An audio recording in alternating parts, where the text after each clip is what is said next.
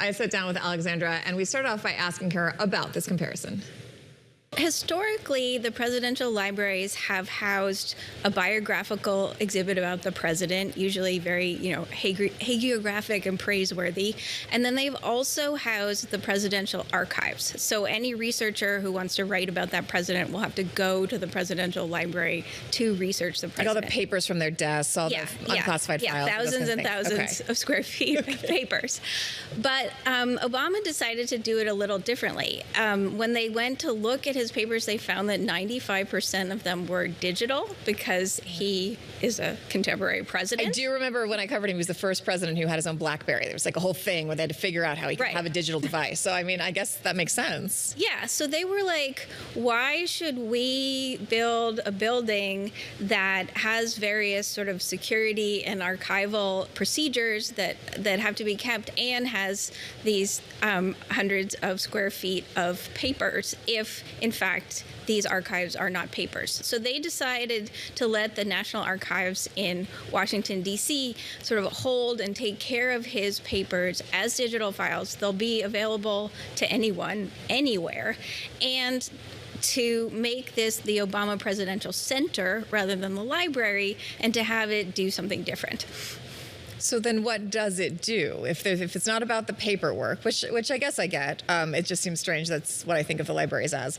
What is inside of it? I mean, I've seen some of the pictures. There's a costume display. There's some art. There's some exhibits.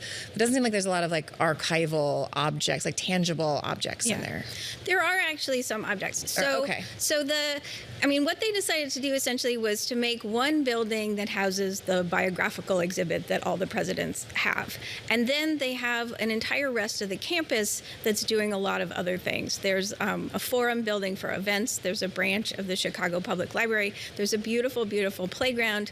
And there's home court, which is a NBA regulation-sized basketball court. I did read that there was a basketball court. That makes sense. Yes. So the exhibition within the museum tower, which is this 225-foot tall building that some people are calling the Obama-lisk, is as opposed to obelisk, right? Yes, okay. Yes. All right. It's 4 stories of exhibitions on the life of Obama and his presidency, and the overall theme is really democracy. Like, how can we see democracy in action, kind of before, after, during his presidency?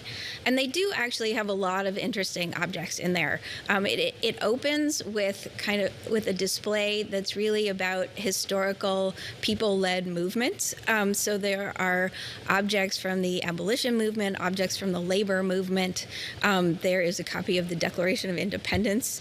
And then you move into the biographies of Barack and Michelle Obama, and they have a bunch of childhood things. Like they have a ceramic disc with his handprint that he made in school. Cool. Yeah. They have a hanging that his mother wove while she was pregnant with him.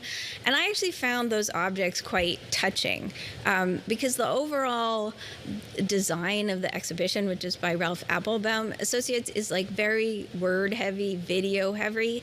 And to me, actually, you get more emotional charge from these real things, including a number of Michelle Obama's most famous dresses that you remember seeing in a photo, or that seem like something that a president did when he was young, but you also did when you were young.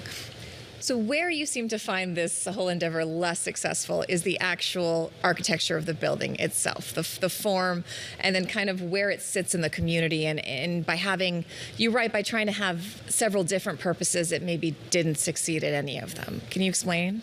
Yeah.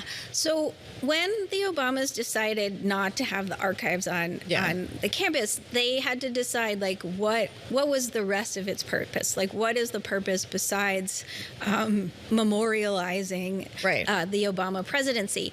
And they decided to create a bunch of community facilities that are going to be free, and by placing the whole center on the south side, by making them available to a community that historically has been under-resourced. Right. So that whole part is great. I mean, I could quibble with some, parts of how it's deployed, but like that seems wonderful, and that does seem like a real tribute to the ideals of the Obama presidency and the fact that he started out as a community organizer. But the building that houses the biographical exhibit is extremely oversized, extremely imperial. It stands up like this tower, and there will never be anything built around it because it's placed on the edge of Jackson Park. And that, to me, is actually really off-putting. So it's like, on one hand, they're saying, welcome, like this is a place for the community to hang out, like your kids can run around, like we have snacks. And then on the other hand, they have this, rather forbidding and foreboding, like gray granite tower that's 225 feet tall that has all of these kind of empty double height spaces inside. And it's just like, why did it need to be so big? Like, could you have correctly honored his presidency in a smaller, more approachable, more accessible building? And I really think you could have. Thank you so much for joining us. Thank you for having me.